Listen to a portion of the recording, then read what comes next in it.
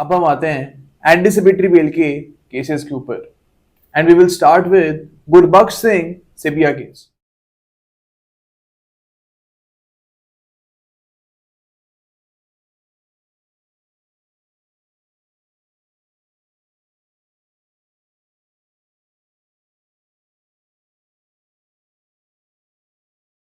Now this is one of the most important cases of anticipatory bail। अब इस case में गुरबख्श सिंह सिबिया का जो केस था वो एंड साथ में सरबजीत सिंह का जो केस है, इन दोनों केसेस को मर्ज किया गया था। ओके लेकिन नाम इसका हम यही बोलते हैं that it is Gurbaksh Singh Sibia versus state of Punjab. अब यहाँ पे हमारे पास कुछ गाइडलाइंस गिवन है regarding grant of anticipatory bell. हमको यहाँ पे याद रखना है कि ये 1980 में जजमेंट आया था एंड हम यहाँ पे देखेंगे कि some of the provisions of this case, जो भी इस केस में बोला गया था, some of those provisions have been incorporated in CrPC and जो हमारी न्यू बीएनएसएस आई है वहां पे भी इन प्रोविजंस को डाला गया।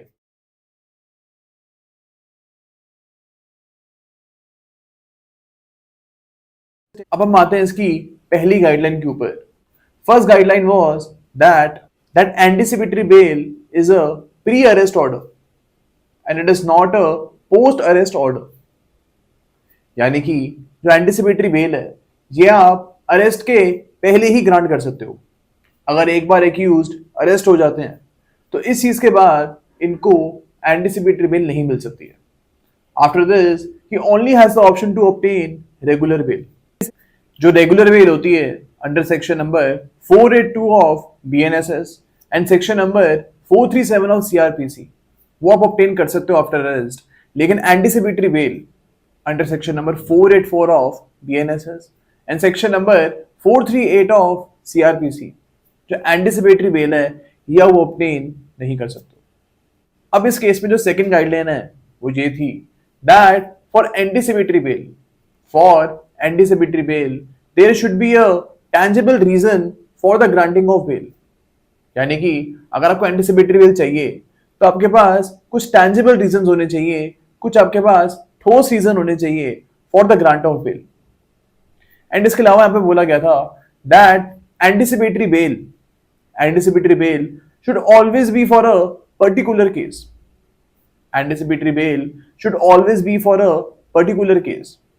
यानी कि ऐसा नहीं हो सकता कि आप कोर्ट के पास जाओ एंड कोर्ट को आप बोलो कि आगे जाके कोई भी केस होता है मेरे खिलाफ तो उन सब केसेस के लिए आप मेरे को अभी ही एंटिसिपेटरी बेल दे दो।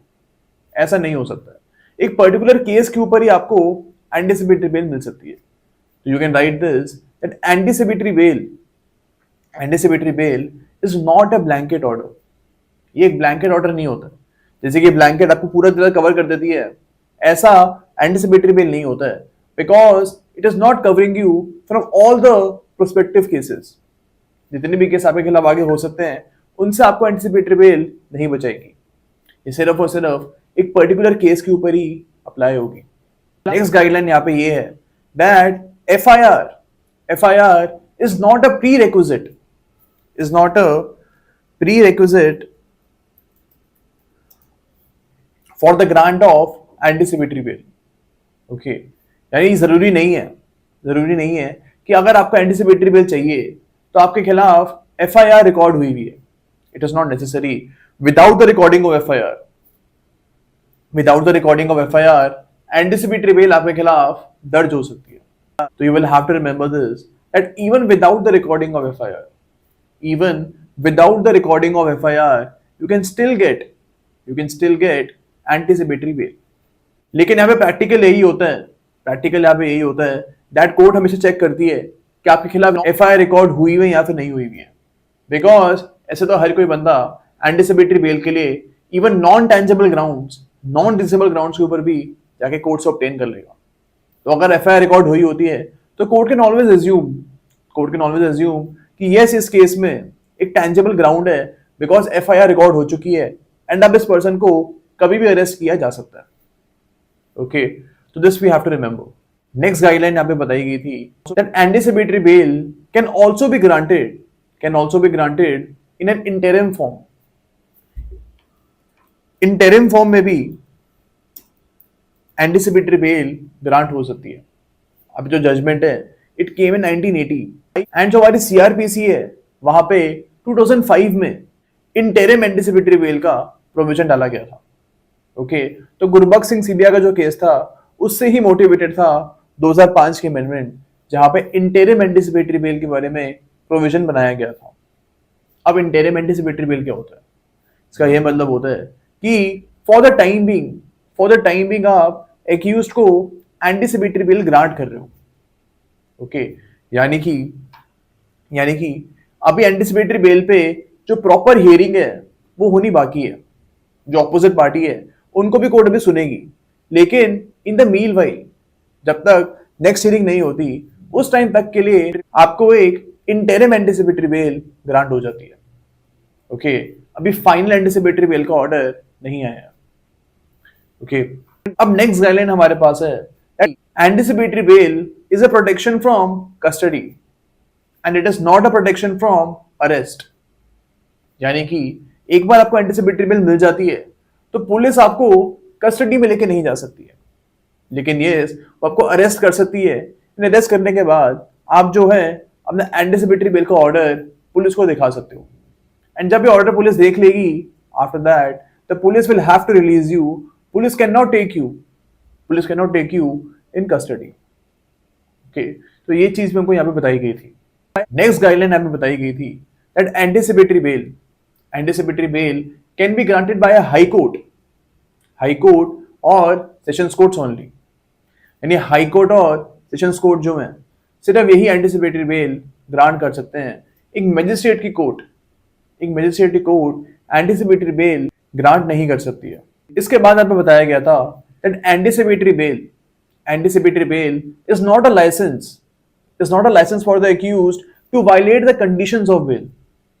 यानी ऐसा नहीं है एक बार आपको एंटिसिपेटरी बेल मिल गई तो जो भी कंडीशंस ऑफ बेल है इसको वायलेट कर रहे हो।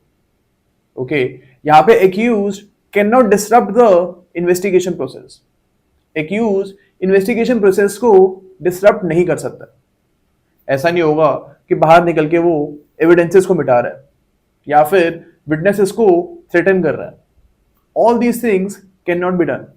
लेकिन अगर एक्यूज्ड बेल की कंडीशंस को वायलेट कर रहा है, if the accused is violating the conditions of bail, then his bail can be cancelled under section number 439 clause 2 of CRPC के सेक्शन नंबर 439 क्लॉज 2 में आपके एंटिसिपेटरी बेल कैंसिल भी हो सकती है। ओके, एंड जो हमारी न्यू सीआरपीसी आई है BNSS, इसके सेक्शन नंबर 485 क्लॉज 2 में आपके एंटिसिपेटरी बेल कैंसिल हो सकती है। ओके, तो ये चीज हमको यहाँ पे बताई गई है। These points we will have to remember. अब इस केस का जो मेन पॉइंट है वो अब हम डिस्कस करेंगे। इस केस में बोला गया था that anticipatory bail can B for an unlimited period. यानी कि अनलिमिटेड पीरियड के लिए एंटिसिपेटरी बेल आप ग्रांट कर सकते हो।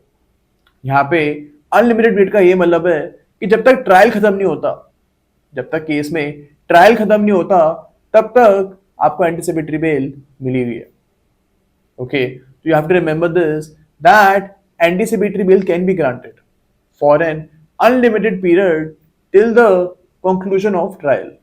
एंड यहाँ पे ये भी बोला गया था that the court can also grant anticipatory bail for a definite period. यानी कोर्ट की डिस्क्रिप्शन है, वो चाहे तो अनलिमिटेड पीरियड के लिए एंटिसिपेटरी बेल दे सकती है या फिर वो चाहे तो एक डेफिनेट पीरियड के लिए एंटिसिपेटरी बेल ग्रांट कर सकती है। ओके, तो ये कुछ चीजें हमको यहाँ पे याद रखनी है that it is the description of court.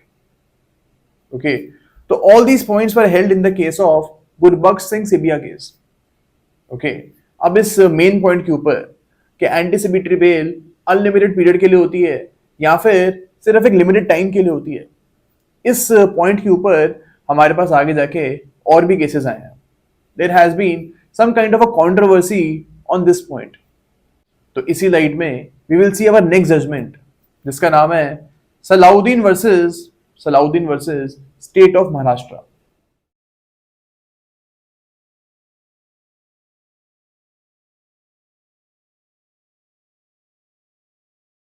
Okay, अब इस केस में बोला गया था that anticipatory bail is necessarily for a limited period only.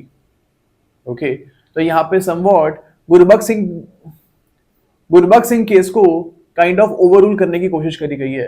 हमें बोला गया है कि लिमिटेड पीरियड के लिए आप एंटिसिपेटरी बेल को ग्रांट कर सकते हो। अब इस केस के बाद हमारे पास अधीरधरन दास का केस आया था।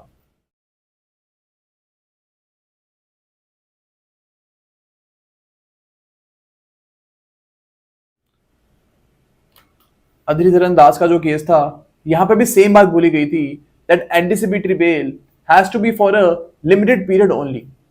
तो यहाँ पे अनलिमिटेड पीरियड का जो कॉन्सेप्ट है उसको खत्म करने की कोशिश करी गई है in this judgment. But we will have to remember that this judgment is a 2 जज बेंच जजमेंट, यानी 2 जजेस की बेंच ने इस जजमेंट को दिया था। एंड जो हमारा गुरबख्श सिंह सिबिया का केस था, दैट वाज अ 5 जज बेंच जजमेंट।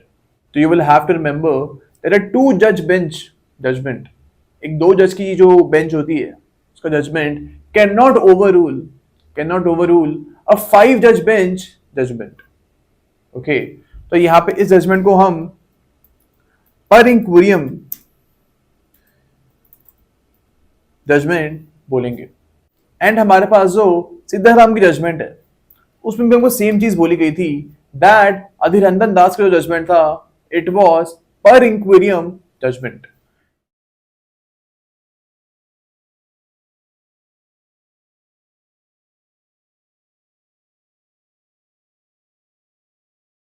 यानी वैसी जजमेंट जहां पे पुरानी जजमेंट की बात को रिस्पेक्ट नहीं किया जा रहा है। अगर आपको सुप्रीम कोर्ट की एक पुरानी जजमेंट को ओवररूल करना है, if you want to overrule a former Supreme Court judgment, then it has to be from a larger judge bench. यानी फॉर एग्जाम्पल अगर ये जो हमारा केस था अधीररंजन दास वाला, अगर वो 7 जज बेंच होता तो हम बोल सकते थे that this judgment is overruling Gurbaksh Singh Sibia judgment.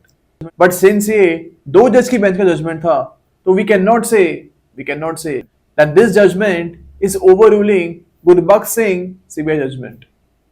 Okay, तो ये कुछ चीजें हमको इन केसेस में याद रखनी है। अभी जो केस था सीताराम का, इसमें थोड़ी सी प्रॉब्लम थी। इसमें कोर्ट ने बोला था that anticipatory bell shell always be for an unlimited period. Okay, तो यहाँ पे एक ऑलवेज का एंगल आ गया था कि हमेशा अनलिमिटेड पीरियड के लिए ही एंटिसिपेटरी बेल हो सकती है। एंड दैट इज वाई इस जजमेंट के बाद एक और जजमेंट आती है। We have another judgment on this point by the name of Sushila Agarwal versus State NCT of Delhi.